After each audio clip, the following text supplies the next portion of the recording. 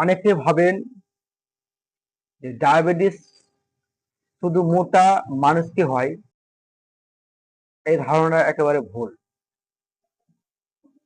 Actually অনেকেরই পাতলা মানুষেরও ডায়াবেটিস হতে পারে। পাতলা মানুষ মানে যে সুস্থ, এটা না।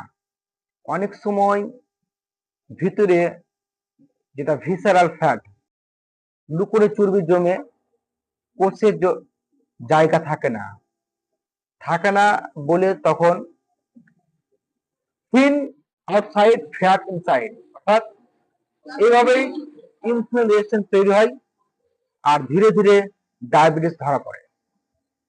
তাই মোটা হোক বা পাতলা হোক, যদি কোনো মানুষ ভুল লাইফস্টাইল হয়, বারবার খাওয়া, ঘুম কম, ব্যায়াম ঠিক মতো করে না, তাহলে কোষ ওভারলোড হয়ে যায়, অর্থাৎ কোষ ব্লক হয়ে যায়।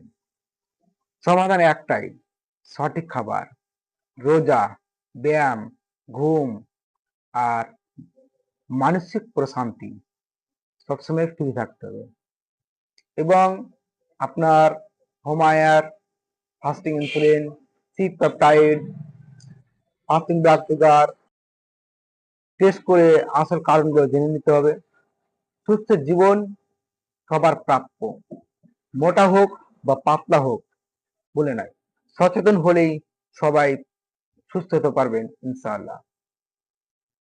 তাহলে রুটি কি ডায়াবেটিস রোগের জন্য উপযোগী? বাস্তবতা জানুন। কারণ আমরা অনেকে বলি যে ডায়াবেটিস রোগী ভাত না খেয়ে রুটি খান। তো গমের বা রুটির বিষয়টা বলি। বর্তমান গমের উৎস, আজকাল বাজারে পাওয়া যাচ্ছে গম জাতের, বিভিন্ন রকমের জাতের। এসব গমে কৃত্রিম সার, কেমিক্যাল ব্যবহার করা হয়, যেগুলো এক কথায় প্রাকৃতিক নয়, বরং কৃত্রিম ভাবে উৎপাদনের জন্য প্রক্রিয়াজাত।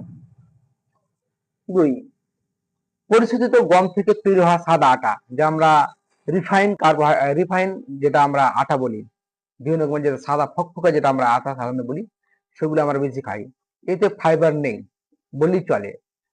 কারণ আটার যে লালচে ভাব থাকে, সে লালচে ভাব থাকে না। আমরা সবসময় সাদা পরিষ্কার আটাটাকে পছন্দ করি।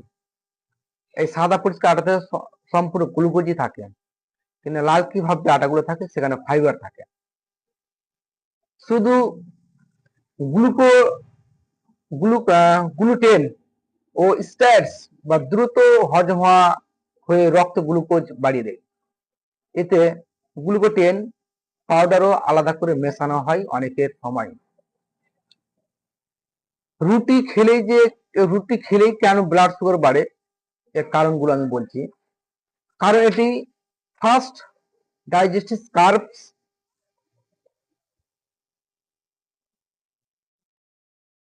ফাইবার না থাকায় ইনসুলিন রেজিস্ট্যান্স আরো খারাপ হয়। ডায়াবেটিস রোগীর ক্ষেত্রে এটি চিনিকে হঠাৎ বাড়িয়ে দেয়।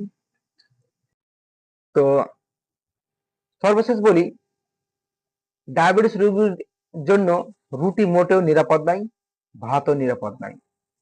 প্রাকৃতিক ফাইবার সমৃদ্ধ খাবার, কম গ্লাইসেমিক ফুড খাওয়া উচিত, যেমন শাকসবজি, ডিম, মাছ, ঘি, বাদাম, চিয়া সিড ইত্যাদি।